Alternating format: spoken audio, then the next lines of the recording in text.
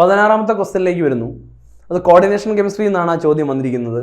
എപ്പോഴും നമ്മൾ മനസ്സിലാക്കണം, കോർഡിനേഷൻ കെമിസ്ട്രിയിൽ ഒഴിവാക്കാൻ പറ്റാത്ത ഒരു സംഗതിയാണ് വാലൻസ് ബോണ്ട് തിയറി. അതിൽ നിന്ന് സ്ഥിരമായി ക്വസ്റ്റ്യൻസ് ഉണ്ടാവും.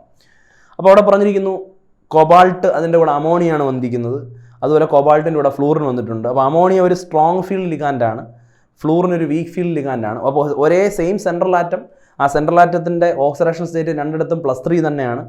അവിടെ അവരുമായി സംബന്ധിക്കുന്ന കുറച്ച് കാര്യങ്ങളാണ്. അപ്പോൾ അമോണിയ ഒരു സ്ട്രോങ് ഫീൽഡ് ലിഗാൻഡ്. അപ്പോൾ കൊബാൾട്ട് ഇവിടെ 2 കേസിലും +3 ഓക്സിഡേഷൻ സ്റ്റേറ്റിലാണ്. അപ്പോൾ കൊബാൾട്ടിൻ്റെ അറ്റോമിക് നമ്പർ നമുക്കറിയാം 27 ആണ്. അപ്പോൾ ഇവിടെ 3d6 ആണ് ഇതിൻ്റെ കോൺഫിഗറേഷൻ. 3d6 ആകുമ്പോൾ നമുക്കറിയാം കൊബാൾട്ടിൽ 1 2 3 4 5, അപ്പോൾ 1 2 3 4 5 6.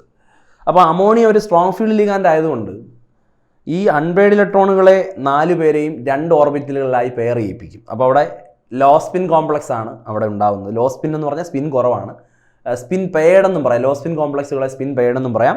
അപ്പോൾ കോർഡിനേഷൻ നമ്പർ 6 ആയതുകൊണ്ട് അതിന് D2sp3 ഹൈബ്രിഡൈസേഷൻ പോസിബിളുമാണ്. അപ്പം ഹെക്സാമീൻ കൊബാൾട്ട് 3 അയോണിനെ സംബന്ധിച്ചിടത്തോളം D2sp3 ഹൈബ്രിഡൈസേഷൻ, അത് ഇന്നർ ഓർബിറ്റൽ കോംപ്ലക്സ് എന്ന് പറയാം. അകത്തുള്ള ഡി ഓർബിറ്റലാണ് ഹൈബ്രിഡൈസേഷനിൽ പാർട്ടിസിപ്പേറ്റ് ചെയ്തിരിക്കുന്നത്. എല്ലാം പെയർഡ് ഇലക്ട്രോൺസ് ആണ്, ഫോഴ്സ്ഫുള്ളി പെയറിംഗ് നടക്കും.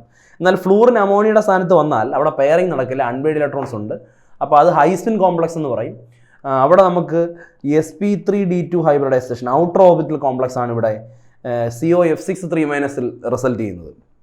അപ്പോൾ ഇവിടെ നമ്മൾ ഓപ്ഷൻസ് നോക്കുമ്പം ആദ്യത്തത് ലോ സ്പിന്നും അടുത്തത് ഹൈ സ്പിന്നുമാണ്, അല്ലെങ്കിൽ സ്പിൻ ഫ്രീ ആണ്.